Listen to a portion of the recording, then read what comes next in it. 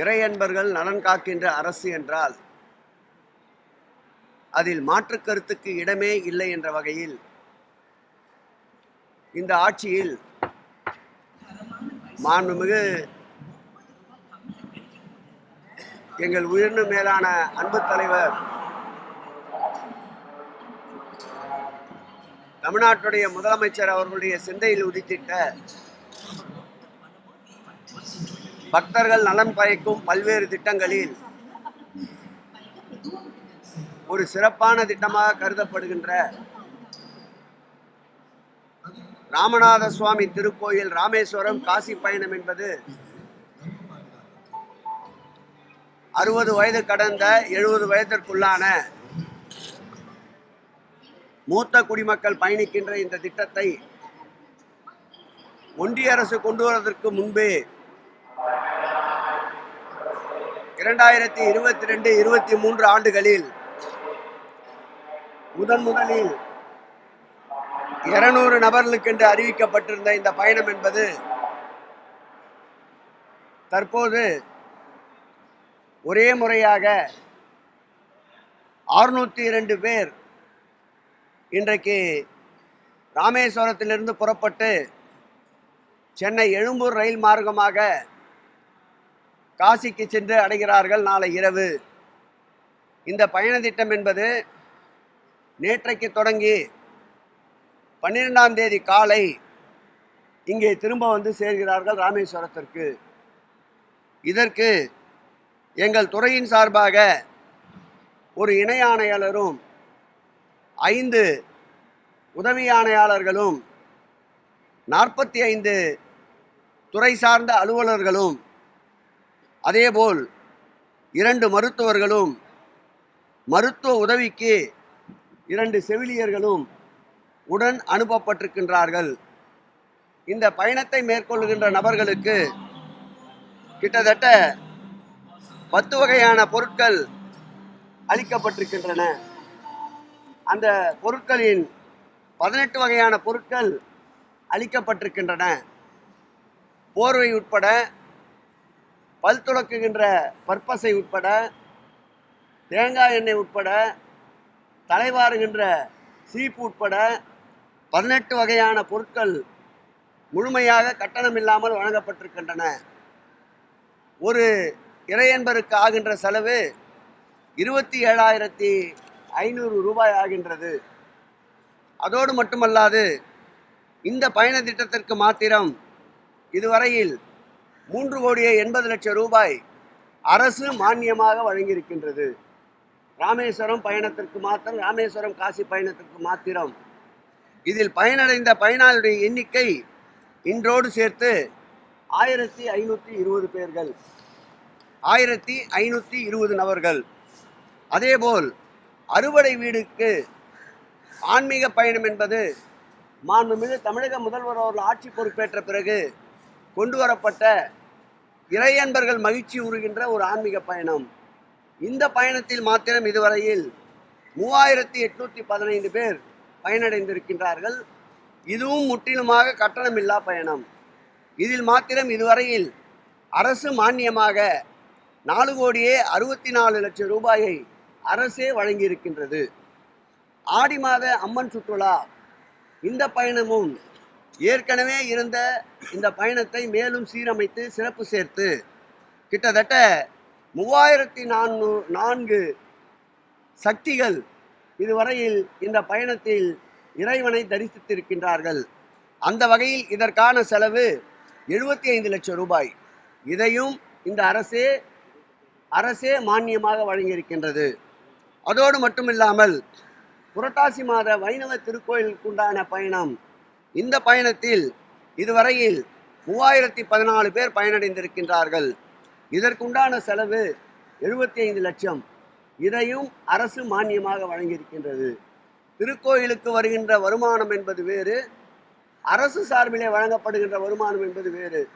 அரசே வழங்கி இருக்கின்ற இந்த தொகையை கணக்கிட்டால் ஆன்மீக பயணத்திற்கு மாத்திரம் இதுவரையில் 9,94,00,000 ரூபாயை அரசு மானியமாக வழங்கியிருக்கின்றது.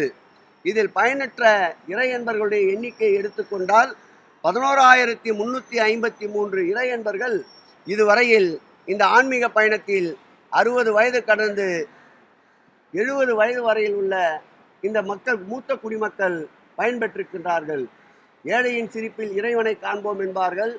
நாங்கள் ஏழையின் சிரிப்பில் மாத்திரமல்ல, மூத்தோர்களுடைய மகிழ்ச்சியிலும் இறைவனை காணும் அரசாக இந்த அரசு செயல்பட்டு கொண்டிருக்கின்றது. அதோடு மட்டுமல்ல, முக்திநாத் யாத்திரைக்கு செல்கிறவர்களுக்கு மானியம் என்பது 20,000 ரூபாயாக இருந்தது. அதை 30,000 ரூபாயாக உயர்த்தினோம். அதில் மாத்திரம் இதுவரையில் பயன்பெற்றவர்கள் 645 பக்தர்கள் இதுவரையில் முக்திநாத் பயணத்திலே பயனடைந்திருக்கின்றார்கள். அதற்குண்டான செலவு என்று எடுத்துக்கொண்டால் 1,19,00,000 ரூபாய் அரசே மானியமாக வழங்கியிருக்கின்றது. அதோடு மட்டுமல்லாமல் மானசேரவர் அந்த பயணத்திற்கு செல்லுகின்ற பயனாளிகளுக்கு வழங்கப்பட்ட தொகை ரூபாய் 50,000 என்றிருந்ததை இந்த ஆட்சி ஏற்பட்ட பிறகு 60,000 உயர்த்தி கூடுதலாக 1,00,000 ரூபாயாக அந்த மானசேவர் பயணத்திற்கு கொண்டு செல்பவர்களுக்கு நிதி உதவி வழங்கப்பட்டிருக்கின்றது.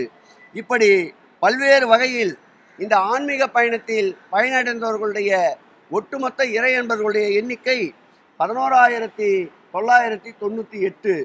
இதற்கு ஒதுக்கிய நிதி அரசு 11,13,00,000 ரூபாயை இதுவரையில் ஒதுக்கி இருக்கின்றோம். அதோடு மட்டுமல்ல, இந்த ஆட்சி ஏற்பட்ட பிறகுதான் திருவிளக்கு பூஜை புதிதாக புனரமைக்கப்பட்டு தொடங்கப்பட்டது.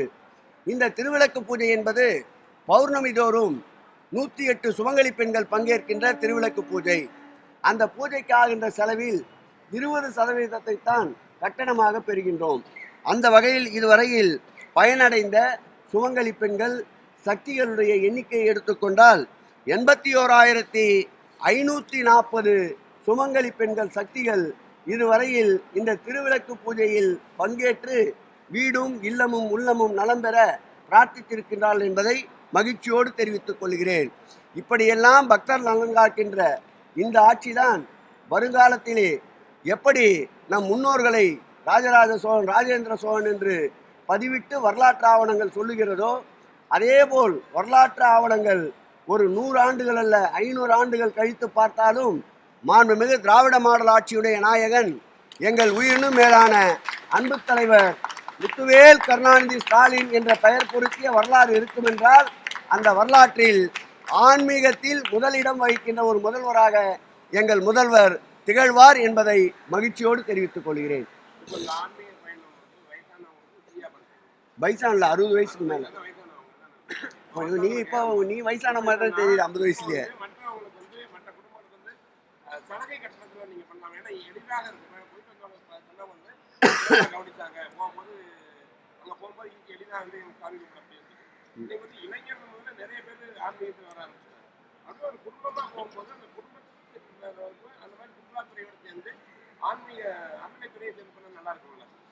இப்போ போனவங்க நிறைய கப்புள்ஸ் போறாங்க. கணவன் மனைவியோட இருக்கிறவங்க கூட நிறைய பேர் பயணிக்கிறாங்க. நான் முடிக்கிறேன். அதுக்குள்ள எப்படி நீ கேட்கும்போது நான் பொறுமையா இருந்தேன்ல. இந்த உன்னுடைய திட்டம் என்பது மிகவும் அற்புதமான திட்டம். போதிய நிதி வசதிக்கு உட்பட்டு நிச்சயமாக இந்த திட்டத்தை செயல்படுத்துவதற்கு மாண்புமிகு முதல்வர்களுடைய கவனத்திற்கு எடுத்து செல்கிறேன். கொஞ்ச நேரம் பொறுத்து கேட்கலாம். எல்லாருக்கும் ரவுண்டு சலுகை கட்டணா சொன்னீங்க.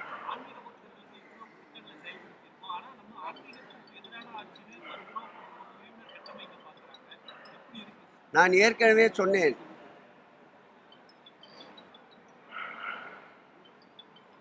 பக்தியை வைத்து பகை வளர்க்க கூடாது. சமாதானம் என்பதுதான் இறை கொள்கை, சனாதானம் என்பதல்ல இறை கொள்கை. வடக்கிலே இது போன்ற விரும்பத்தகாத சூழல்களை ஏற்படுத்தி அரசியல் மாற்றத்தை உருவாக்கியது போல் தமிழகத்தில் உருவாக்கலாம் என்று நினைக்கின்றார்கள்.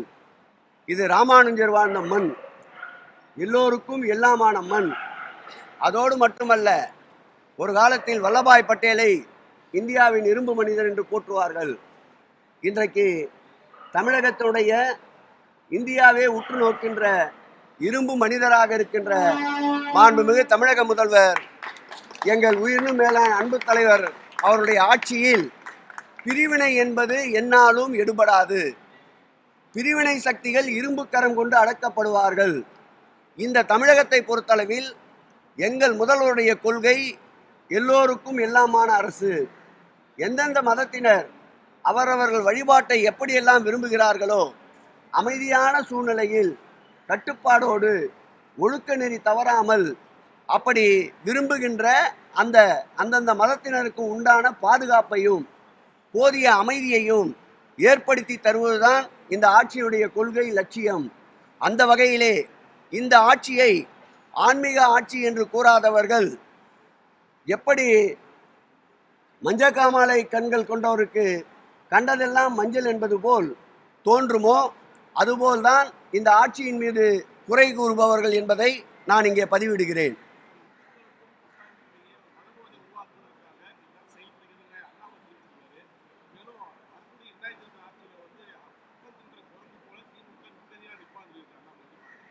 அது மரத்துக்கு மரம் தாவுகின்ற மங்கி அல்ல. நாங்கள் நிலையாக நிற்கின்ற சிங்கத்தின் கர்ஜனையோடு இருக்கின்ற மாண்புமிகு முதல்வர் அவர்கள் தலைமையிலே பயணிக்கின்ற இயக்கம் இந்த அரசு. அவர்கள் நினைத்தது நடக்கவில்லை. அவரே சொல்லியிருக்கின்றார் பாருங்கள், இரு மதங்களுக்கிடையே மோதலை உருவாக்கின்ற சூழலை அதைத்தான் எதிர்பார்த்தார்கள். அது நடக்கவில்லை. அதை நடக்க விடாமல் வியூகம் அடைத்து சக்கர வியூகத்தை உருவாக்கியவர் மாண்புமிகு தமிழக முதல்வர். அவர்கள் நினைத்தது நடக்கவில்லை என்பதற்காகத்தான் இப்படிப்பட்ட சொற்களை இப்பொழுது வெளியே கொண்டு வருகிறார்கள்.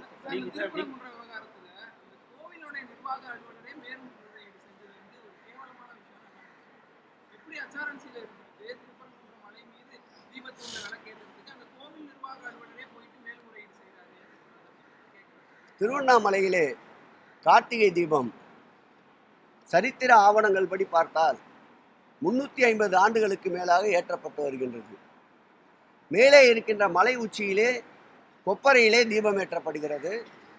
கீழே இருக்கின்ற அர்த்தநாரீஸ்வரர் ஆனந்த தாண்டவத்திற்கு பிறகு விளக்கு கீழே இருக்கின்ற சன்னிதானத்திலே ஏற்றப்பட்ட பிறகு அங்கே ஏற்றப்படுகிறது. நான் திருவண்ணாமலையிலேயே மீண்டும் 5 இடத்தில் விளக்கேற்றுகிறேன் என்றால் எப்படி ஏற்றுக்கொள்வீர்கள்? அந்த வித்தியாசம்தான் இந்த திருப்பரங்குன்றத்திற்குண்டான மலை மீது ஏற்றப்படுகின்ற தீபத்திற்கும் உண்டான வித்தியாசம். அது மாத்திரமல்ல, இது சம்பந்தமான பல்வேறு வழக்குகள் பல்வேறு காலகட்டங்களில் நீதிமன்றங்களில் நடந்திருக்கின்றது. உதாரணத்திற்கு சொல்ல வேண்டுமென்றால், கார்த்திகை தீபம் இந்த ஆண்டு மாத்திரம் 1 கோடி மக்கள் கார்த்திகை தீபம் ஏற்றுகின்ற நிகழ்ச்சியில் பங்கேற்றிருக்கின்றார்கள். குன்றிருக்கும் இடமெல்லாம் குமரன் இருப்பான் என்பார்கள். குன்று இருக்கின்ற அனைத்து கோயில்களிலும் சுமார் 66 கோயில்களில் இந்த ஆண்டு தீபம் ஏற்றப்பட்டிருக்கின்றது. 1 கோடி பக்தர்கள் இந்த தீப நிகழ்ச்சியிலே பங்கேற்றிருக்கின்றார்கள். அதில் திருவண்ணாமலையை பொறுத்தளவில் 35 லட்சம் மக்கள் பங்கேற்றிருக்கின்றார்கள். அந்த 35 லட்சம் மக்களுக்கு தேவையான அடிப்படை வசதிகள், குடிநீர் வசதி, கழிப்பிட வசதி, சுகாதார வசதி, மருத்துவ வசதி, அவர்களுக்கு தேவையான பயண வசதி, அதேபோல் ரயில்வே துறையிடம் முறையிட்டு வெகு தூர பயணம் மேற்கொள்பவர்களுக்கு உண்டான பயண வசதி போன்ற உணவு வசதி, அனைத்து அடிப்படை வசதிகளையும் ஏற்படுத்தி ஒரு சிறிய சம்பவத்திற்கு கூட, விரும்பத்தகாத சம்பவம் கூட இடம்பெறாமல் முழுவதுமாக திட்டமிட்டு செயலாற்றி 1 கோடி பக்தர்களுக்கு தீப தரிசனத்தை காட்டி தந்த முதல்வர், இருளகற்ற பாடுபடுகின்ற முதல்வர் எங்கள் தமிழக முதல்வர் என்பதை நான் முதலில் பதிவு செய்கிறேன். இந்த தீபம் ஏற்றுகின்ற வழக்கை பொறுத்தளவில் 1920ஆம் ஆண்டு ஆரம்பிக்கப்பட்ட நிகழ்வு இந்த நிகழ்வு. இந்த நிகழ்வில் முதல் கட்டமாக 1920ஆம் ஆண்டின்படி திருக்கோயிலுக்கு சொந்தமான இடம் இந்த இடம் என்று அன்றைக்கு தீர்ப்பு வழங்கப்பட்டது. அதைத் தொடர்ந்து லண்டன் பிரிவியூ கவுன்சிலிலும் இந்த வழக்கு எடுத்துக்கொள்ளப்பட்டு அதே தீர்ப்பை 1930ஆம் ஆண்டு உறுதி செய்யப்பட்டிருக்கின்றது. அதைத் தொடர்ந்து நடத்தப்பட்ட சென்னை உயர்நீதிமன்றத்தில் 1996இல் மலை உச்சியில் ஏற்ற கோரிய போது வழக்கமான இடத்திலேயே அந்த தீபத்தை ஏற்ற வேண்டும் என்ற தீர்ப்பு 1996ஆம் ஆண்டு வழங்கப்பட்டது.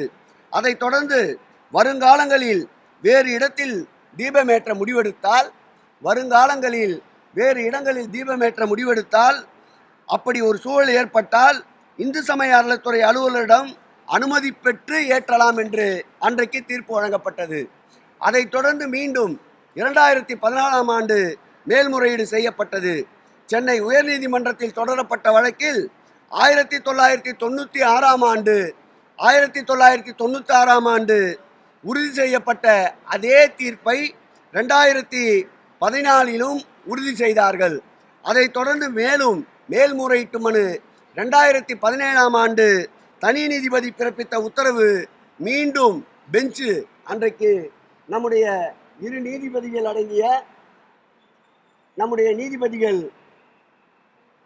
இன்றைக்கு உச்ச நீதிமன்றத்தில்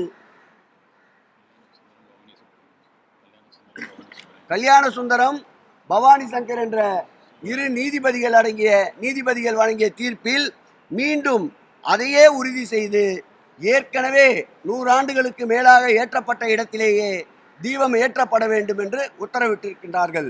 இந்த அரசை பொறுத்தளவில் சட்டத்தை மதிக்கின்ற அரசு, இந்த அரசை பொறுத்தளவில் பக்தர்கள் நலன் காக்கின்ற அரசு, இந்த அரசை பொறுத்தளவில் அனைவரும் சமம், அனைவரும் ஒரு தாய் மக்களாக வாழ வேண்டும் என்று நிற்கின்ற அரசு. அந்த வகையில்தான் நீதிமன்ற தீர்ப்பு ஏற்கனவே இரு நீதிபதிகள் கொண்ட அமர்வு என்ன உத்தரவிட்டிருக்கின்றதோ அந்த உத்தரவை செயல்படுத்துகின்ற, சட்டத்தின் ஆட்சி நடத்துகின்ற, சட்டத்திற்கு சிறிதும் களங்கம் ஏற்படாமல் சட்ட பாதுகாப்பு தருகின்ற மாண்புமிகு முதல்வர் அவர்கள் மேற்கொண்டிருக்கின்ற நடவடிக்கை இன்றைக்கு சங்கிகளை தவிர்த்து உலகத்திற்கே நாள் குறித்து கொடுக்கின்ற குடமுழுக்கிற்கு ராஜா பட்டர் இதை ஆதரித்திருக்கின்றார். உலகத்திற்கே குடமுழுக்கு நாள் குறித்து கொடுக்கின்ற அன்பிற்கினிய பிச்சை குருக்கள் இதை ஆதரித்திருக்கின்றார். உலகத்திற்கே குடமுழுக்கிற்கு நாள் குறித்து கொடுக்கின்ற செல்வ பட்டர் இதை ஆதரித்திருக்கின்றார். ஆன்மீகவாதிகள், இறை அன்பர்கள் ஒட்டுமொத்தமாக இதற்கு முழு அளவு ஆதரவு தந்திருக்கின்றார்கள். ஆகவே இது மக்களாட்சி, மக்களுக்கான ஆட்சி. மக்களுடைய சிந்தனைகளுக்கு செயல்வடிவம் கொடுப்பார் மாண்புமிகு தமிழக முதல்வர் அவர்கள்.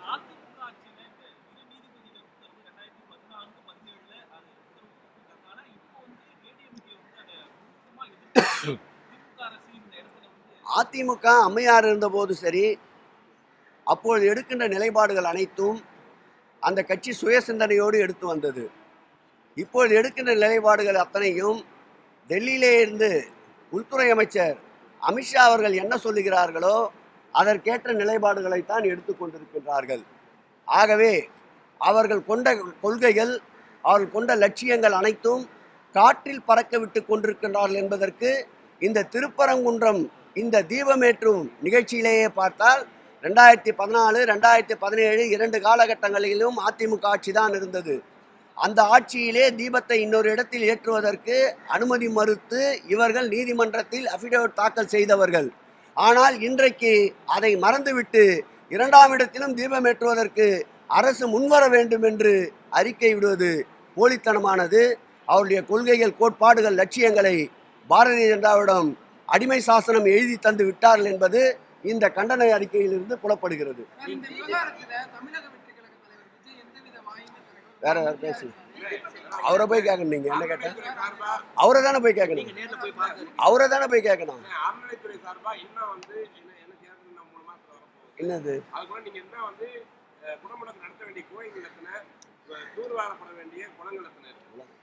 குளங்களை பொறுத்தளவில் 2064 குளங்கள் எங்களிடம் இருக்கின்றது. கிட்டத்தட்ட 120 கோடி ரூபாய் செலவில் குளங்கள் சீரமைக்கின்ற பணி, 450 குளங்கள் சீரமைக்கின்ற பணிக்கு எடுத்துக்கொள்ளப்பட்டன. இந்த ஆட்சி ஏற்பட்ட பிறகு சங்க காலத்தில் சொல்லுவார்கள், அசோகர் மரம் நட்டார், குளங்களை வெட்டினார் அப்படி என்று. இந்த அசோக சக்கரவர்த்தியாக இருக்கின்ற எங்கள் முதல்வர் இந்த ஆட்சியிலும் 4 குளங்களை புதிதாக வெட்டியிருக்கின்றார். 4 குளங்களையும் தற்போது பயன்பாட்டிற்கு கொண்டு வந்திருக்கின்றார்.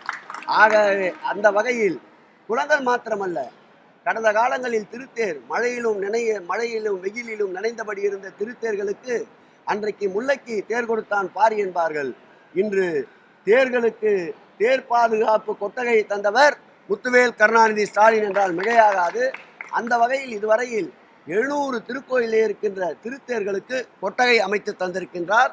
ஆன்மீக வரலாற்றில் இல்லாத அளவிற்கு இந்து சமய அறநிலையத்துறை உருவாக்கப்பட்ட காலத்திலிருந்து தற்போது நடைபெறுகின்றது போல் திருப்பணிகள் எந்த காலத்திலும் நடைபெறவில்லை. இந்த ஜனவரி மாத இறுதிக்குள் 4000 திருக்கோயில்களுக்கு குடமுழுக்கு நடத்தி முடிக்கப்படும் என்பதை மகிழ்ச்சியோடு தெரிவித்துக் கொள்கிறேன்.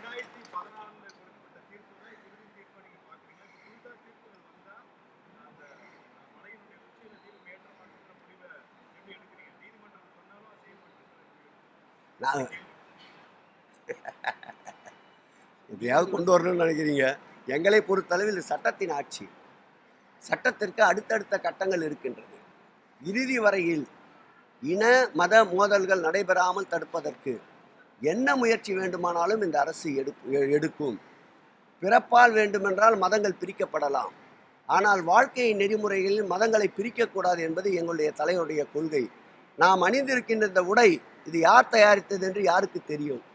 நாம் அருந்துகின்ற உணவு அது எந்த மதத்தினர் தயாரித்தது என்று யாருக்கு தெரியும்?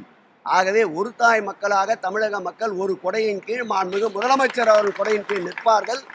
அதற்கு சட்டப்படி சட்ட போராட்டம் நடத்தி மக்களின் ஒற்றுமையை நிலைநாட்டுவார் எங்களுடைய முதல்வர்.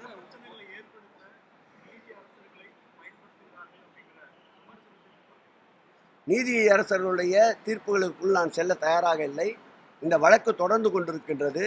மீண்டும் செவ்வாய்க்கிழமை கூட இந்த வழக்கு நீதிமன்றத்திலே வர இருக்கின்றது. சட்டத்தின் பால் உறுதியாக இந்த ஆட்சி நிற்கும். சட்டத்தை நிலைநாட்டுவோம். சட்ட போராட்டத்தை மாண்புமிகு முதலமைச்சர் அவர்கள் நடத்தி காட்டுவார்.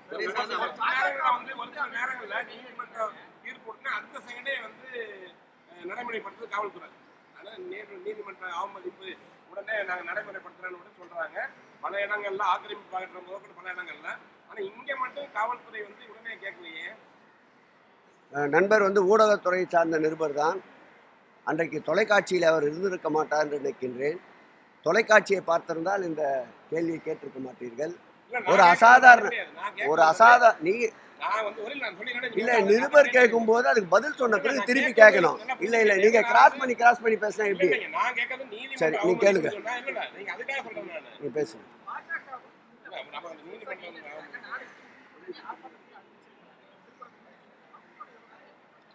நேற்றைக்கு பார்த்தால் மதுரையிலே இந்த தீபமேற்றும் நிகழ்ச்சிக்கு போராட்டம் நடத்த முற்பட்டார்கள் நீங்கள் சொல்லுகின்ற அந்த ஒரு பிரிவினர்.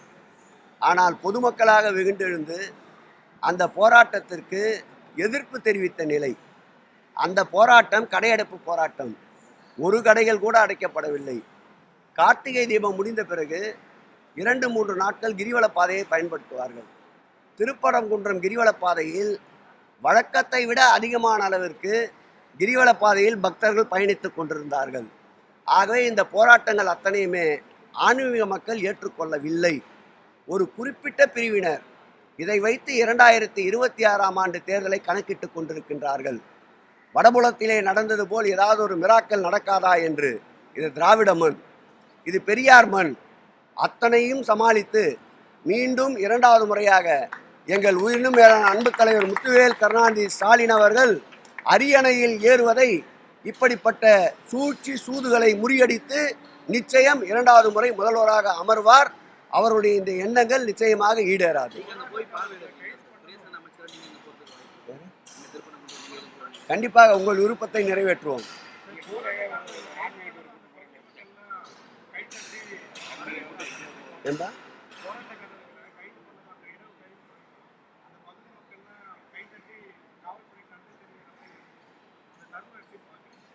அது நிருபர்கள் தான் அதை வெளியே கொண்டு வரணும். முழுக்க மக்கள் மகிழ்ச்சியோடு இருக்கின்றார்கள். அதை தான் நான் சூசகமாக சொன்னேன். திருப்பரங்குன்றத்திலே இன்று வரையில் 3 நாட்களாக தொடர்ந்து தீபம் ஏற்றப்பட்ட நாளிலிருந்து லட்சக்கணக்கான ஆயிரக்கணக்கான மக்கள் கிரிவலம் மேற்கொண்டிருக்கின்றார்கள். திருவண்ணாமலையிலே 35 லட்சம் மக்கள் அன்றைக்கு கார்த்திகை தீபத்திலே பங்கேற்றிருக்கின்றார்கள். 66 கோயிலே உச்சியின் மீது ஏற்றப்பட்ட விளக்கு தரிசனத்தில் கிட்டத்தட்ட 1 கோடிக்கும் மேற்பட்ட மக்கள் பங்கேற்றிருக்கின்றார்கள். அப்படி என்றால் இவர்கள் யார் என்று நீங்களே பாருங்கள். மக்களை பிரித்து ஆளுகின்ற சூத்திரதாரிகள் இவர்கள். சரியாயிடுச்சு. ஒரு 602 பேரை பல்லாயிரம் மைல்களுக்கு அப்பால் இருக்கின்ற லட்சோப லட்ச மக்கள் கூடுகின்ற வாரணாசிக்கு, அதுவும் மூத்தோர்களை அழைத்து செல்வது என்பது எவ்வளவு சிரமமான பணி என்று தெரியும். இந்த பணிக்கு முழுவதுமாக அரசு மானியம் வழங்கிய மாண்புமிகு முதலமைச்சர் அவர்களுக்கு துறையுடைய அமைச்சர் என்ற வகையில் என்னுடைய நன்றி. இதை செயல்படுத்த திட்டமிட்டு தந்த எங்கள் துறையினுடைய செயலாளர் அன்பிற்கினிய மணிவாசகம் அவர்களுக்கும், எங்கள் துறையினுடைய ஆணையாளர் அன்பிற்கினிய ஸ்ரீதர் அவர்களுக்கும், துறையினுடைய கூடுதல் ஆணையாளர்கள் லட்சுமணன் அவர்களுக்கும், மங்கையர்கரசி அவர்களுக்கும், துறையினுடைய அவர்களுக்கு உதவியாக வந்திருக்கின்ற இணை ஆணையாளர்கள் ரேணுகா அவர்களுக்கும், முல்லை அவர்களுக்கும், மோகன சுந்தரம் அவர்களுக்கும், குறிப்பாக எங்களுடைய இந்த அழைப்பினை ஏற்று இந்த வழி அனுப்புகின்ற நிகழ்ச்சிக்கு வருகை இருந்து சிறப்பித்திருக்கின்ற காளிகாம்பாள் திருக்கோயிலுடைய சிவாச்சாரியார் அன்பிற்கினிய காளிதாஸ் அவர்களுக்கும், இதை நல்ல முறையில் பிரசுரிக்க இருக்கின்ற, இந்த ஆட்சியுடைய திட்டங்களை மக்களிடம் எடுத்து செல்ல இருக்கின்ற ஊடகத்துறையினருக்கும், குறிப்பாக ரயில்வே நிர்வாகத்திற்கும் நன்றி நன்றி நன்றி நன்றி.